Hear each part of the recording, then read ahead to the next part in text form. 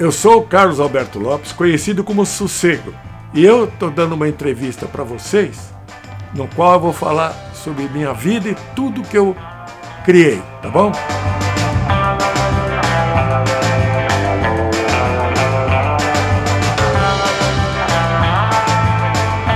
Meu nome é Carlos Alberto Lopes, mas eu sou apenas e tão somente conhecido como Sossego. Foi um apelido que um cidadão que era famoso na época, o Alfredo Borba, que foi muito famoso no rádio e na televisão, colocou em mim quando ele inventou o sistema de promoções na Odeon gravadora, e ele me pôs esse apelido porque um dia eu estava sentado numa salinha que eles tinham para ouvir música, esperando um amigo meu que era o Sérgio de Freitas, que trabalhava lá. E eu pus os dois pés em cima de uma mesinha de centro e estava com os olhos fechados, viajando, né? Esperando o Sérgio vir para ouvir umas músicas, porque eu não tinha grana para comprar os discos, eu ia ouvir lá, né? Aí ele chegou, abriu a porta e falou: "Ô, quem é você? Porra, como você é folga? Porra, você é um folga. Você é um sossego, hein?" E esse apelido me segue até hoje. Tem gente que nem sabe meu nome, me conhece há 30 anos e não sabe meu nome.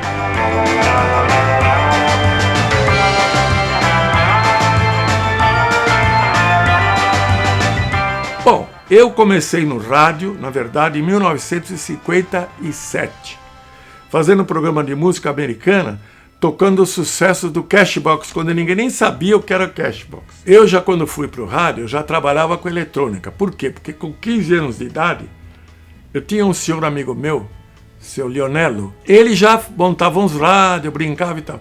Aí quando eu comecei a me interessar, ele falou: "Vem cá, eu vou te ensinando." Aí começou a me ensinar, né? E eu fui aprendendo. Depois, eu frequentava uma loja que existia na Santa Efigênia, chamada Casa dos Transformadores, que era da Wilcasson. Todo mundo fala Wilcasson, mas é Wilcasson, porque era alemão o fundador, né? E a Wilcasson tinha o Emílio Alves Velho, que era um grande engenheiro que trabalhava lá, que foi contratado para fazer projetos de amplificadores e dar assistência para quem comprava transformador que não manjava, ele dava todas as dicas. E eu comecei a frequentar lá com ele, ele falou: "Pô, Carlito, você está sempre me enchendo o saco aqui, perguntando, você não quer trabalhar aqui?" Eu falei: "Pô, adoraria." Aí eu fui trabalhar lá com ele. Aí eu aprendi direto, puta, eu puxava da prateleira uma caixa com um kit de um amplificador de 10 watts, valvulado, lógico, né? E às 5 horas da tarde eu botava ele dentro da prateleira, fechado, montado, ajustado, beleza. Aí que eu aprendi a montar, e fui aprendendo, e ele me ensinando as coisas, tudo, olha assim, assim. Então eu já tinha uma base muito boa. Eu fiz o meu primeiro amp valvulado para guitarra, eu fiz quando é o seguinte: tinha um guitarrista famoso que morava aqui em São Paulo, chamado Betinho. Betinho era um apelido, né? Ele tocava muito, ele tinha uma Strato Sunbird 56, novinha, inteirinha. Ele tocava na televisão, tudo, gravava, tocava no rádio, shows, tudo. E um dia ele me ligou, eu tinha amizade com ele, ele morava ali no Jardim América. "Pô, Sossego, eu tô com um problema, eu vou ter que tocar de noite na Tupi, e o meu amplificador pifou." Falei: "Traz aqui." Eu morava com a minha mãe, na rua Oscar Freire, numa casinha que era atrás da casa principal, tinha uma entrada separada.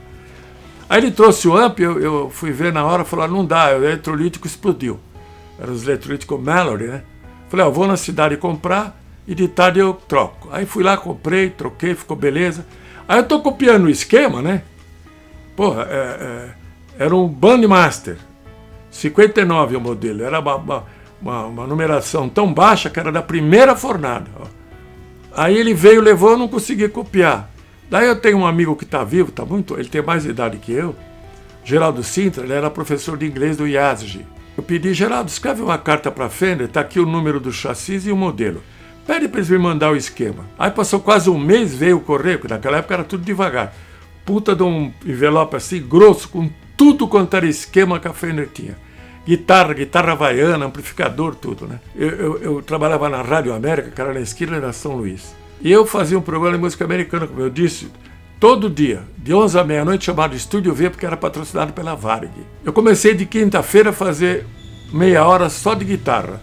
Mas foi tanto sucesso, tanta carta que eu recebi, que eu fazia 1 hora. Então quinta-feira inteira era de guitarra. Aí eu lancei os Shadows, lancei os String-Alongs, os Fireballs, Duane Eddy, enfim, uma pá de caras da época, tudo tocando guitarra.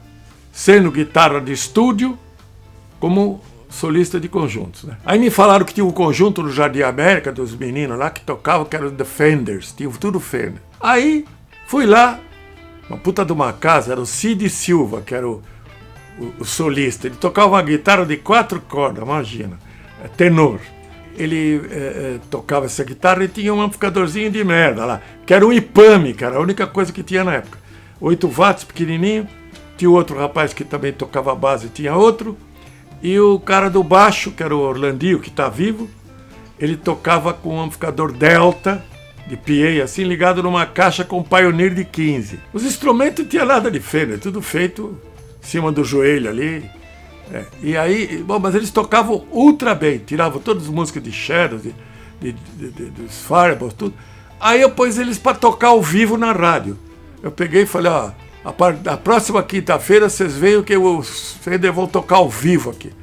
Puta que pariu, o programa era das 11 à meia-noite, e naquela época, jovem assim não andava na rua essa hora, nem fudendo. Lotou de pé, sentado e fora, assim. Aí eles tocaram, foi o maior sucesso. Desse esquema, eu fui andando para frente. E a Janine descobriu que eu manjava muito de guitarra, de amplificador, me chamou para conversar com eles aqui na Alameda Olga, aqui perto, onde era a fábrica antiga, né? Fui lá, não, é o seguinte, nós estamos interessados que você produza uma linha de instrumentos para a gente. Eu fui trabalhar na Janine. Eu vi um senhor que tinha lá, que era ótimo. Ele tinha umas mãos maravilhosas, ele montava coisas absurdas. E ele foi ser meu modelista. Eu desenhava no papel e ele fazia os modelos, tudo. Puta, daí foi que surgiu a história. Eu tinha o retroprojetor da DF Vasconcelos. O que é o retroprojetor? É um projetor que você põe uma foto embaixo, tem um espelho, ele vai na lente e você põe na parede. Aí eu peguei o catálogo da Fender, meti a Jazzmaster lá e tirei o perfil, só que achei que era muito grande, eu reduzi um pouco o tamanho e fiz a Supersonic. O escudo e os captadores, escudo da Jazzmaster com os captadores na posição da Strato. A tomada para entrar jack da Strato. E como eu não tinha a chave que existe de 3 posições, eu coloquei 3 chaves HH. Eles mandaram fazer uma puta de uma máquina para enrolar 6 picape, mas que pifava os fios e era uma merda. E daí nasceu a Supersonic. As 2 primeiras Supersonic que ficaram prontas foram para os Incríveis viajar para a Itália com a Rita Pavone. Eles levaram lá, os caras ficaram doidos na Itália, porque não tinha.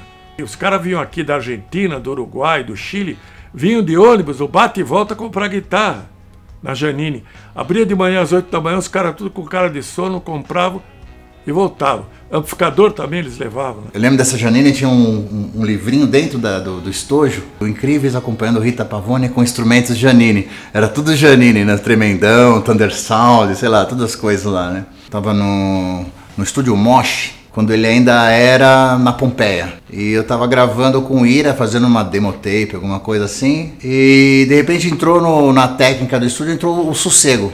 Falando assim, caramba, eu achava que era o Roberto Carlos que tava aqui dentro. Porque a minha voz falando no microfone parecia do Roberto.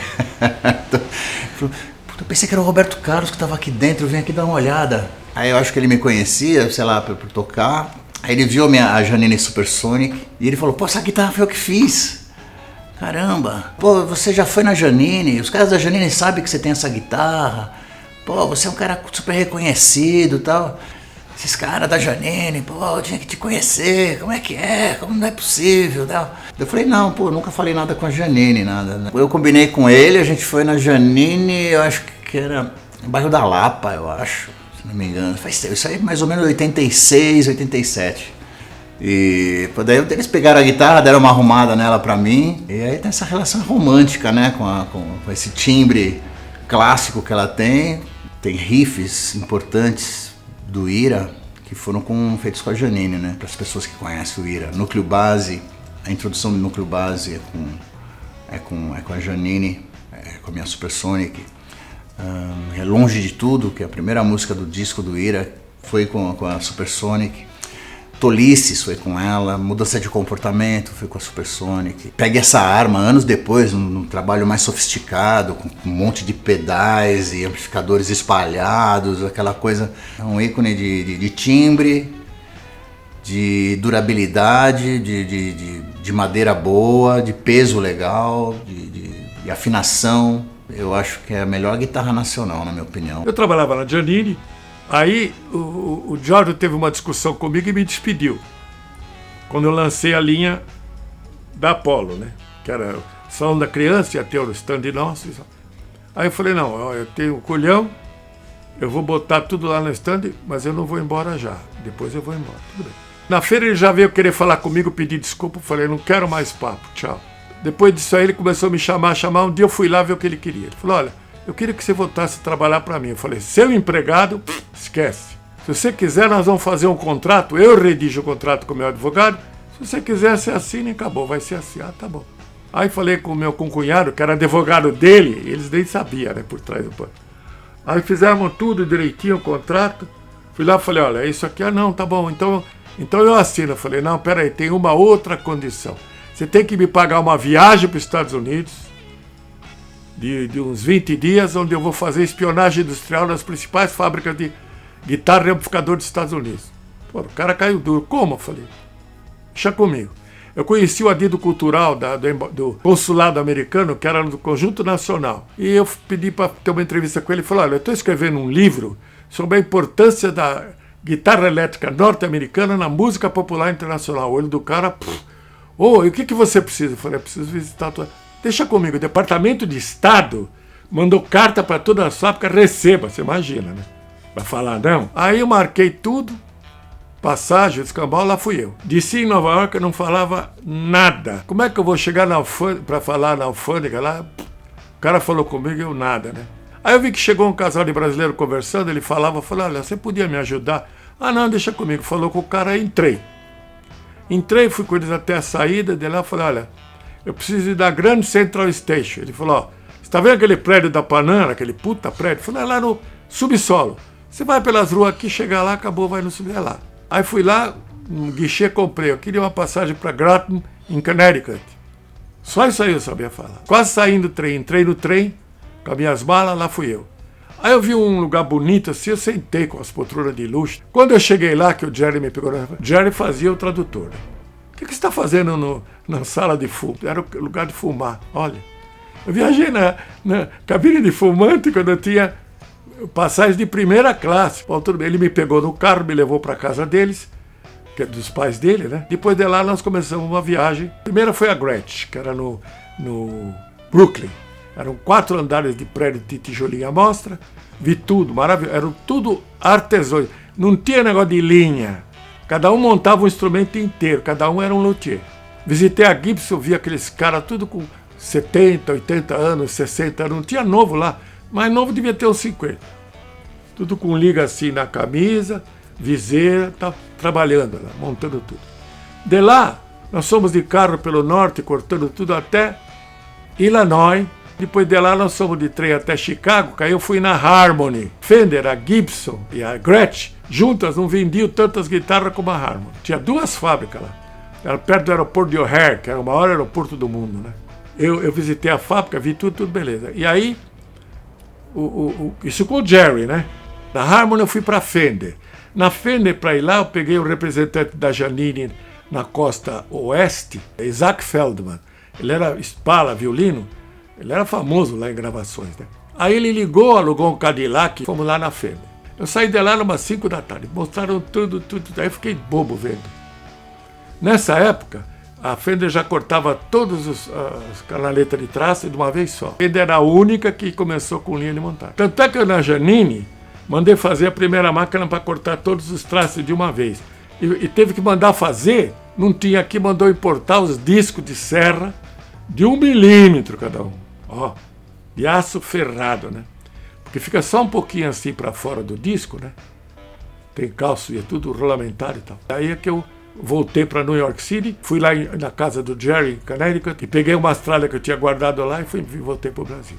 Agora, o problema dos amps na época era o falante. Os falantes nacionais não tinham muita eficiência. Não era Alnico, já era tudo com ferrita, né? A Alnico era muito caro, né? Em geral, valvulado ou não, eles têm 3 estágios. O pré-amplificador, que aumenta o sinal que entra de fora, seja de guitarra, de microfone, que seja. Depois temos os controles de tonalidade, que é outro circuito, e aí final, circuito de potência. E a fonte que alimenta tudo, né? O primeiro amp que eu fiz para Janine, aliás, os dois primeiros, foi o Thunder Sound e o True Reverb. Foi um escândalo que vendia, né? Nossa. O True Reverb é uma cópia de um Deluxe americano da Fender, cara preta, né? Ele tinha 30 watts, só que a qualidade do reverb não era essas coisas, né? Não tinha tanta profundidade, nem era meio metálico, mas para quem não tinha nada era maravilha, né? Bom, aí depois é o seguinte, o segundo amp que eu criei, famoso, é o famoso Tremendão. Ele é uma cópia de um Showman da Fender, que era de 50 watts, com algumas modificações. O Tremendão era o Erasmo Carlos, né, no programa. Aí o Jorge da Janine, um dia estava conversando com o Erasmo Carlos lá e falou: ô Erasmo, eu queria usar teu nome, pode? Porque tem autorização. Ah, sim, eu dou por escrito. Por quê? Não, porque eu tenho um amplificador que o Sossego fez, que eu vou lançar, que é potente, eu quero botar de Tremendão. Aí pôs. Ele, em 17 de março de 66, foi feita uma festa no Cine Universo, que era um cinema enorme que abria o teto, no qual era aniversário do Roberto Carlos, foi feito um programa do Jovem Guarda de lá. E aí eu levei 2 Tremendões, um para usar para baixo e outro para guitarra, tá?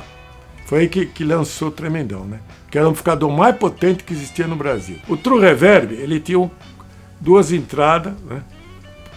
Para guitarra e para pôr a base. Por quê? Porque na época os caras não tinham grana, fazia a base lá, que sempre tinha menos ganho o segundo jack de entrada.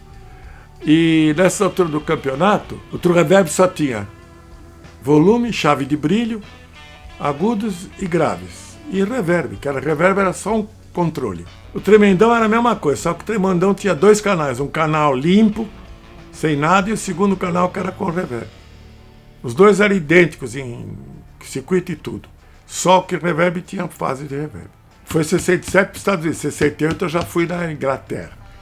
Eu fui lá e já fiquei louco com os Marshall, né? Quando eu saí da Janine, eu meti a palma e já fodeu, já entrei com 200 watts, aí não tinha conversa, né? Então, quando eu trouxe os 2 primeiros Marshall, eu fiz 2 cópias perfeitas aqui, só os falantes que não eram tão bons, mas desenvolvi falantes para guitarra, graças a mim também, que desenvolveu no Brasil, porque eu fiz 2 versões do Palmer, 120 e 200.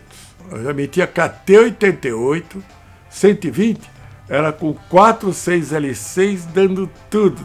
Durava 6 meses as válvulas e exauria, porque eu ia na Inglaterra, cada 2, 3 meses trazia uma mala de válvula, porque gastava 4 em cada amp, que essas válvulas eram a mais potente válvula do mundo para fazer amplificador de guitarra. 4 válvulas, 100 watts no mínimo, tirava 200, né? 600 volts de placa, polarização negativa, que é circuito de bias fixo, né, que se chama, onde você tira a potência, e 6 falantes de 12 numa caixa, inclinada assim. Válvula eu troquei, eu fazia com 46L6, depois eu passei a fazer com L34. Os amps que eu estava fazendo até recentemente era 4L34 100 watts e 2 L34 50 watts. Circuito de 1 jack de entrada, chave de brilho, volume, agudos, médios, graves, sem reverb. Master, porque é aí que você segura e satura, né? Bom, agora eu parei, até uns 3 meses atrás, eu ainda estava vendendo esses amplificadores, que é esse modelo que eu faço de 50 e de 100. Mas eu já parei porque, primeiro, eu não tenho coordenação motora boa para poder montar. Eu eduquei um amigo meu que monta perfeito, que é o Joaquim que monta, né? Ele monta, tudo ajusta, me entrega, aí entrega para o cliente, né? Mas parei, porque não tem pedido. Porque hoje é tudo digital, né? O cara entra com a guitarra no computador, tchau, amplificador.